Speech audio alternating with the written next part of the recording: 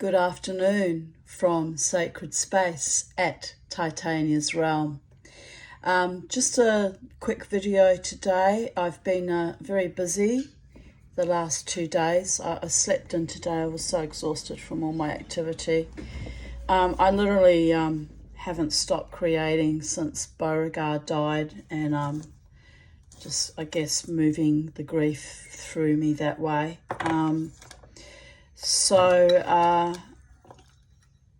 Yes, it's been a very difficult time. Life's very empty without him. He was not just a dog, he was like a child to me, and a very big personality and a big spirit and a big presence in the house. So it's been hard to come to terms with him not being here anymore physically. I haven't felt his spirit around, which means he's moved on, which is, it is a good thing. But it's been hard. It's been very, very, very hard. But I've been buoyed up by my beautiful friends and earth angels who have supported me in multitudes of ways. So I want to express my gratitude to those beautiful beings that love me no matter what, even in my strange fey existence on planet Earth. My witchy, my ethereal, shamanic qualities that I have espoused since arriving on this planet as a small infant. So coming home to yourself as a shaman has been a long, hard process. And the more you try to escape your spiritual side, the more it slaps you in the face with a 4x2, almost literally at times. It hasn't been an easy life. But the last 2 days I want to show you, I have been in a kind of a trance-like state, a flow state of creativity. I'll just move this way so I can fit in my half moon of my jeweler's desk that I made. It's not a proper jeweler's desk, but it's the best I could do with the resources I had at the time. I'll just quickly show you I burnt into the wood, Titania's Realm.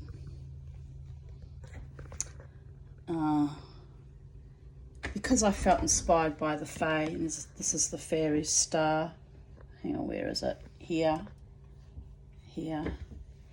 I want to get a little garnet, or perhaps a sapphire, or some little cabochon gemstone, and just glue it into where that little star is in the center. I think that'd be cute. And I've got the skills to bezel set now, so that'd be cute too. Although my bezel setting is still very, I'm still very amateur at that. Anyway, I wanted to show you, I've got my Deify t-shirt. I defy, deify, because we need to all embrace the goddess and the God within and come home to ourselves, spiritually speaking, loving the Holy One in all manifestations that, is our creator, but also our own God, goddess, not as an ego trip or a narcissistic trait, but as, fully embracing and incorporating and accepting all the aspects that make us who we are as human beings on this planet, and aspiring to our more godly attributes, which is protecting each other, protecting our planet, protecting life, protecting our pristine and body autonomous sacred inner spaces as well as outer spaces. That's what I firmly believe in.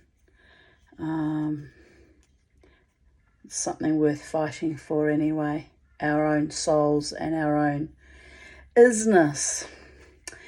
But anyway, in the business of isness, I got very busy yesterday and the day before, so I was gifted this piece of nectarine wood by a friend of mine's, a friend of a friend of mine, who is a wood turner and makes pen blanks and that. And I actually asked if he had any scraps of wood, because at that point in time, which was 2021, I was wanting to make jewellery out of wooden beads, and I actually bought ebony, and I did indeed make some ebony beads. But I had this lying around for quite some time, and I thought it, and I have used it for that purpose on the 3 times I went to the markets last year.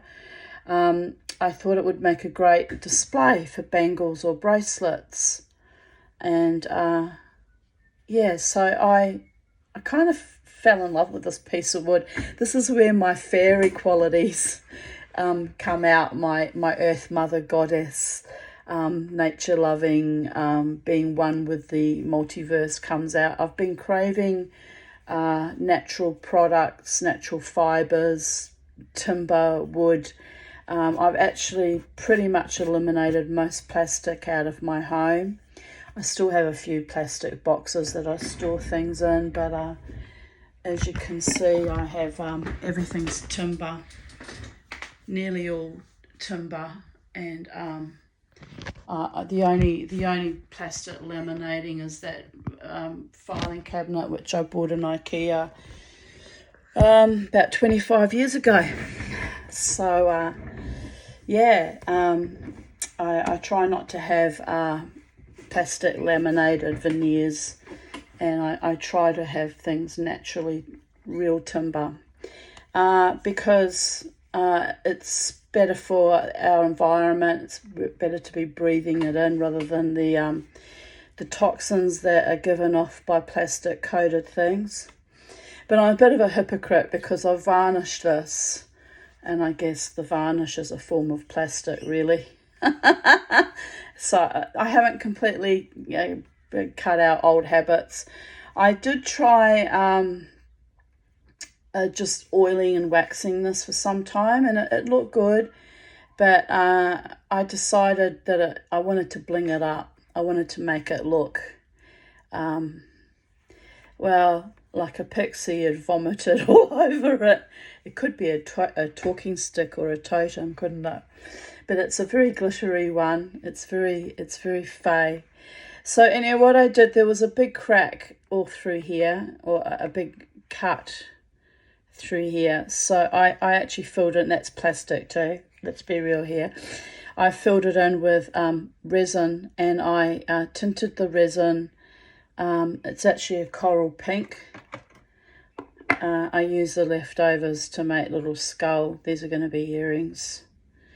And but because it's embedded into the piece of nectarine, you can't really see it's coral. It sort of looks more sort of raspberry coloured. But anyway, I love it. And then I decided, I did have glitter mixed in with the resin, but it got lost, sunken into the timber. So I added glitter, painted glitter on the outside, and I painted glitter on all the runs of all the cracks that I had filled with the resin.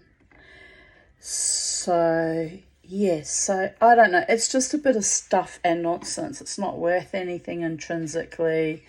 It's not useful for anything except displaying jewellery or bangles on.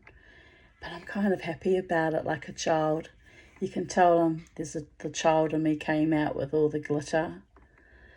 So yes, when I eventually die, my daughter's one who's a shaman practitioner, and who understands my spirituality, and the other one who's a complete opposite of both of us and an unbeliever, and denied all the magic that was inherent in her. So we do come from a long line of magical people, and both sides, all sides of the family line. My mother's biological father was a practicing witch who actually worked with the Romani people. and my in-laws, my Polish Jewish in-laws, were also quite magical and used to tell me stories about, the Baal Shem Tov and visiting a tzaddik or a holy man. My mother-in-law told me that as a very young child, her half-brother had, I don't know what disease he had. Her father died of typhus when she was 2 weeks old. But anyway, her half-brother, which was the son of both their biological father, came down with some illness. And her mother, my mother-in-law's mother, walked for about 15 kilometres or 15 miles to visit this rabbi, this very well-revered, what they call a tzaddik, as a righteous man, like a medicine man, but in the Chabad movement kind of law. And so she talked about it. She said her mother walked all the way, in the cold in Poland, to visit this gentleman. And as soon as she arrived at his home, which was like in a small farm, little cottage on a farm, and as soon as she put her hand on the front gate to open the gate to walk up the pathway leading to his house, he called out to her, "I know why you're here. Turn around and go home. It is done." So she hadn't even had an opportunity to meet the man face to face and explain the predicament and why she was there and for what purpose, and that she needed healing for her stepson. So she went to open her mouth to argue with him, and he said, "Turn around and go home now." So she obeyed. It was kind of a lesson in faith and trust, something that I struggle with too, especially the trust part. So she obeyed. She turned around and back through the snow. She trudged another 15 miles to go back home. It took quite a few hours. And when she arrived home, it would have taken quite some hours, because I was thinking about it. It used to take me like 2 hours to walk 5 kilometres. But anyway, the story was she walked 15 kilometres, right? So, I will walk 5,000 miles. I will walk 5,000 more, 500 more. I always mix up lyrics and songs. It's one of the cute things about me that it really irritates my friends. Anyway, so she didn't walk 500 miles or 1,000 miles, but about 15 miles. And anyway, upon arriving home, the other family members that were there watching over, the little boy, said, "His fever's broken and he's better." And she said, "I know." And the family member said, "How did you know?" And she said, "Tzaddik sent me home and said, 'Don't worry, it's done, go home.'" She said, "He didn't even see me or meet me or speak to me, he just sent me back home." And so that was a true story, actually, a family story handed down about shtetl life in Poland, pre-Nazi Germany, of course, because everyone was annihilated that lived in Poland during that epoch, which is a horror without end and we will never, ever forget. But my mother-in-law migrated from Poland in 1931, came out to New Zealand to marry my father-in-law. At that time, she was only 18 years of age. So she lived with a great deal of survivor guilt because all her family back in Poland perished, including the stepbrother that was saved by the tzaddik at that point of time during his childhood.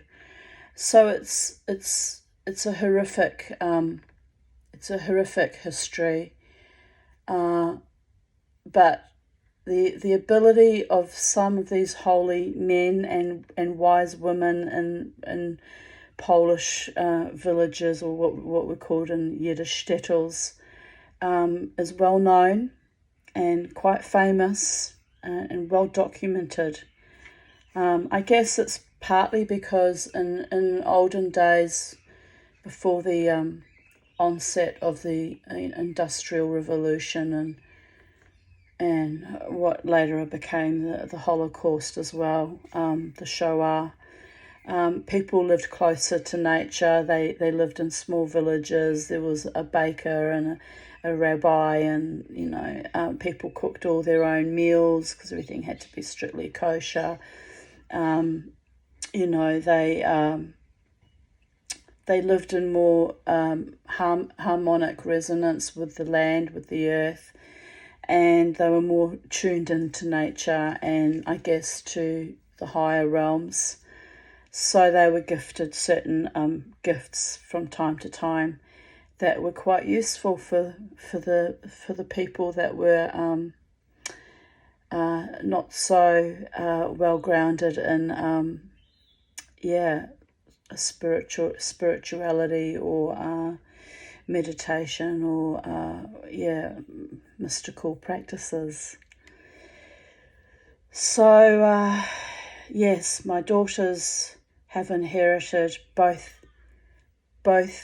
traditions, and are very powerful, magical, delightful people. My younger daughters have been estranged to me for well over 10 years now. On and off since she turned 19, 20. So there is that. But I always find it amusing how she's in denial about her abilities and her mystical side too, because we all have them. Every human being on this planet has some aspect that is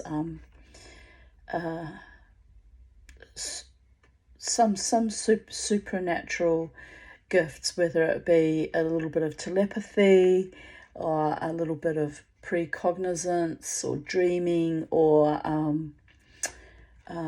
just an intuition about our family members or close friends will kick in. We all have that ability, but unfortunately in our modern technological, industrialised, anti-humanist, anti-nature, we've shut it down or been cut it off. And it's a great pity, because those are important sources of information that can actually help us in times of trouble and tribulation and worry and illness, and even in the face of our own death. It can be comforting to know that there is more to this world than just getting up and going to work 9 to 5, making money, being hedonistic and greedy and corrupt and evil and perverted. There is more to life than that, so much more. And I often say, I don't live in your world, you live in mine, because I have been divested of all my wealth, not once but several times, since I turned 29, 30, and trying to make some kind of a life for myself in a world that is going down in flames every day has been very fraught and difficult. And I've been blocked and stymied by malfeasances and malfortunes, not of my own choosing, many, many times. But it's part of the shamanic journey, right?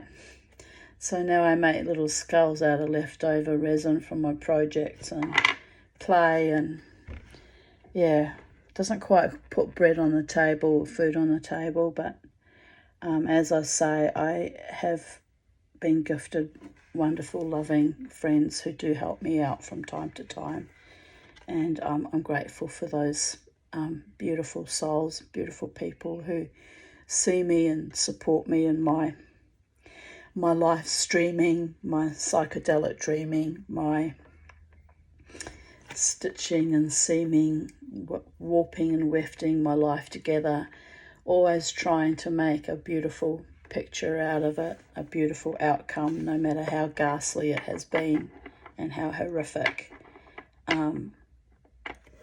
That has been my art.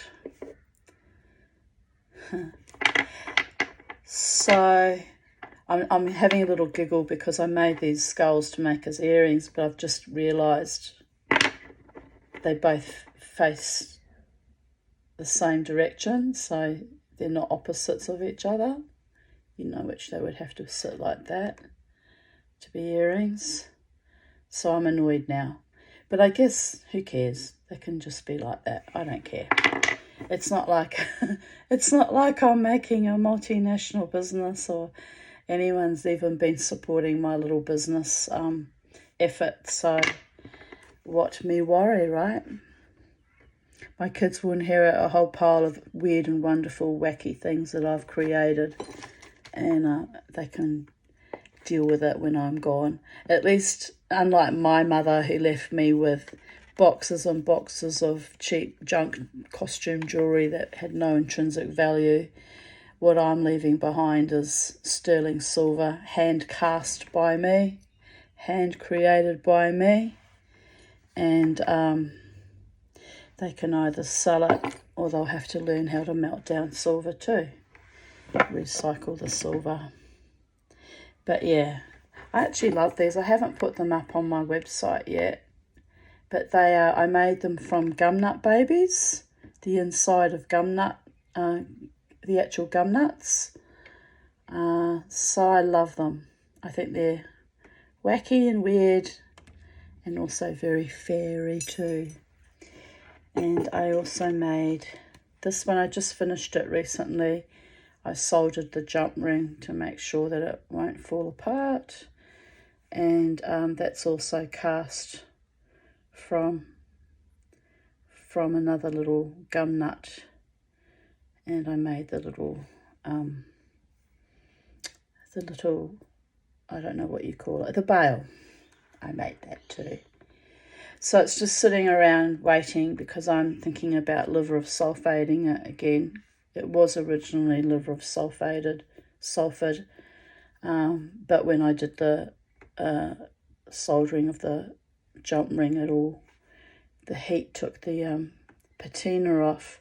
So I need to put another patina back on it and put that up on my website too. So, in spite of the horrific suffering I've endured in the last 2 weeks, it's 2 weeks yesterday since Beauregard entered the next dimension in the most harrowing of circumstances, which I'm still absolutely blood-curdlingly furious about.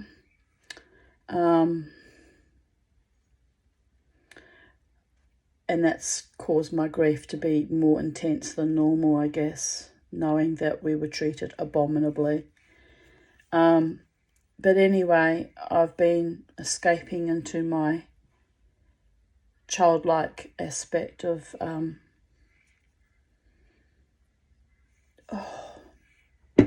excuse me, just as I said that, I had this really high-pitched change of pitch in my ear, had this high pitch and then all of a sudden it went blank and then it went to a low.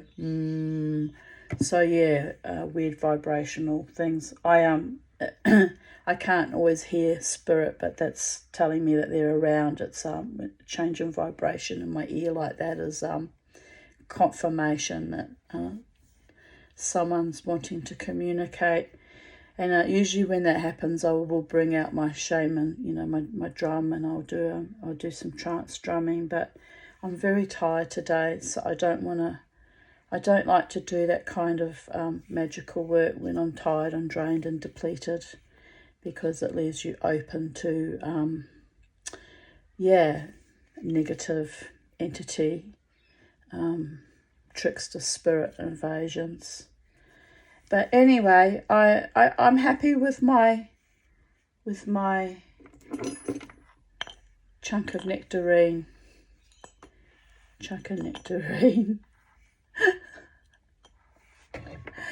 So that's my video. Have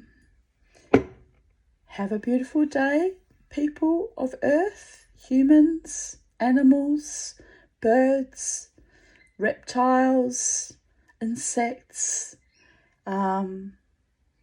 fish and ocean creatures, creatures of the air, creatures of the jungle, creatures in places that I will probably never see, and I may never see in real life.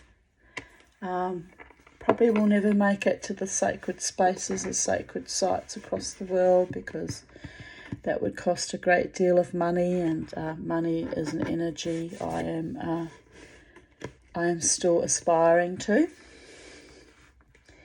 And yes, blocked in many aspects of my life still, but taking delight in the few little bits of creativity. I have made these before as doorknobs, little drawer knobs. I might even turn them into drawer knobs because they're actually quite cute. Quite like them. So anyway, goodbye. I've got another 3. I've worked on as well. These still waiting to be varnished. The glitter turned out better on the back of these. I don't know why that is. Why the first lot were not quite present. But anywho, there you go. Little tiny efforts, hoping to gather enough money together to visit all the holy and sacred and touristy spaces around the planet before I die. That was my my goal in starting this. And yes, either way, it's a hobby. It keeps me busy, keeps my mind occupied, keeps my hands busy. So it's all good. It's all very, very good. If the gods wish me to pursue my dreams, the gods and the angels can bless me with all the energy and resources I require to fulfill my goals, right? And if not, when I transition from this body, I'll be a spirit, and I can visit all those spaces in a millisecond. And think about it, wow, if it's true that there is an afterlife, I can also visit any place in the cosmos at the blink of an eye too. How amazing would that be? But I must admit, I did have my heart set on seeing those spaces in my physical 3D body, so I could hear and smell and vibrate and sense the ley lines and the beauty and the sacred nature of each space in my physical body. So, as the old song says, que sera, sera. Whatever will be, will be.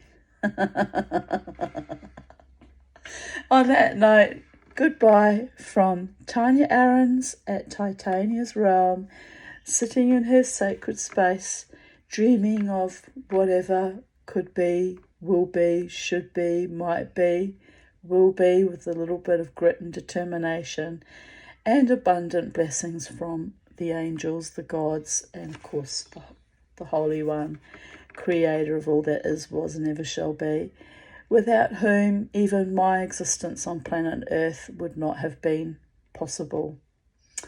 So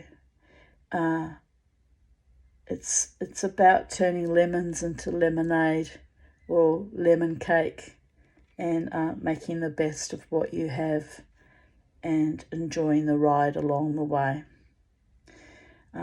Every day I wake up and I scream to the gods, I want my dog back, but I don't want him back as a zombie dog. And I'm quite sure I'll meet him again in the next dimension, along with all my other beautiful pets and beloved friends and people who were good and kind to me that I do hope I would meet again someday. And yeah, we will see what we will see in the appointed time. So yes, I had a spirit in my ear about an hour or so ago, about an hour and a half ago now, telling me go to Myala at Mount Glorious. They just kept repeating Myala, Myala, Myala. And there's a very ancient, very large tree there that I like to see and talk to and hug when I go there. So I say, when I hear Myala in my ear, I go, oh, grandmother tree's calling me. Maybe she is, maybe she isn't, maybe it's just my imagination. But I'm being called to go to Myala. But the weather was looking a bit iffy about an hour ago, and it's still looking a little bit cloudy and iffy, and Myala's about an hour and 15, hour and a half drive from here, so I'm putting it off for today. I haven't been anywhere in a long time, since before even Beauregard died, so probably do me good to have a hike through the forest and enjoy being close to nature. And if Myala's calling me, then there's an important experience that the Fae want me to have while I'm there, right?